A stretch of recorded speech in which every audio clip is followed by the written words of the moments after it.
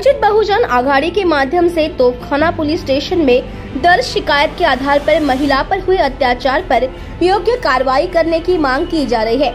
इस संबंध में पीड़ित महिला ने दिए गए बयान के अनुसार प्रशांत बुराड़े नाम के युवक ने शादी का झांसा देकर पीड़िता के साथ बलात्कार किया और पीड़िता का अबॉर्शन भी किया। इसके बाद पीड़िता ने शादी की मांग की तो प्रशांत ने शादी से इनकार कर दिया।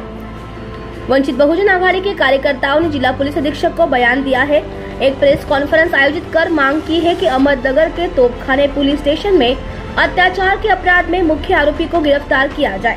अपराधी ने पीड़ित लड़की को शादी का झांसा देकर बार बार उसका शारीरिक शोषण किया। लड़की को बाद में देर से पता चला कि आरोपी पर कई अपराध दर्ज है। राजनीतिक प्रभाव के चलते पिछले अपराधों को दबा दिया गया है। चूँकि आरोपी ने लड़की के खिलाफ जबरन वसूली का मामला दर्ज करने की हिम्मत की है और जिला पुलिस अधीक्षक से पीड़िता को न्याय दिलाने की मांग करते हुए वंचित बहुजन आघाड़ी के माध्यम से 26 जनवरी को जिला पुलिस अधीक्षक कार्यालय के सामने धरना देने की चेतावनी दी गई है। अहमदनगर से संवाददाता जयप्रकाश बागड़े की रिपोर्ट।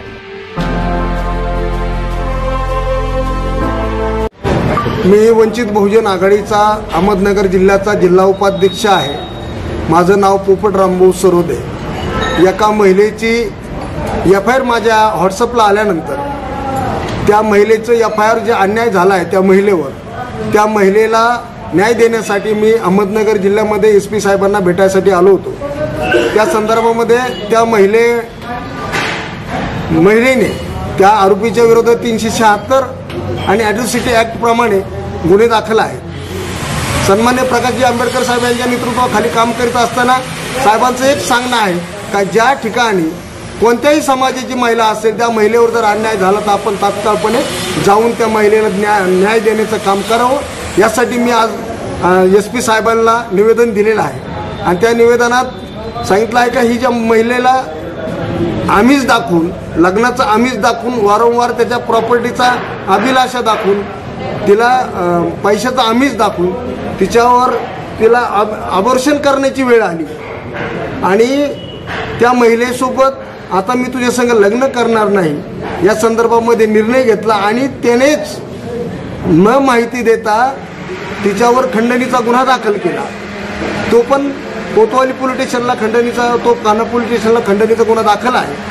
पण एका महिलेची विवेचना करून त्या महिलेला फसवून तिचा एका समाजाची विटंबना करून अशा पद्धतीचं तू एका हलक्या समाजातली असल्यामुळे मी तुझ्यासोबत लग्न करणार नाही। मी व्यापारी आहे, मी एक सोनार समाजाचा आहे, मी व्यापारी आहे, मी तुझ्याशी लग्न करणार नाही या संदर्भामध्ये त्याने असं वक्तव्य करून हिला न माहिती होता या मुलीला न माहिती होता 19 तारखेला त्याने खंडणीचा गुन्हा या मुलीवर दाखल केला आणि पोलिसांचा फोन आल्यानंतर हिच्याकडे सगळे रिपोर्ट्स आहेत, अबॉर्शनाचे रिपोर्ट्स आहेत, आतापर्यंत केलेल्या चॅटिंग आहेत, फोनवर केलेले कॉन्टॅक्ट आहेत, त्यांनी वारंवार दिलेला त्रासाचे सगळे रेकॉर्ड आहेत।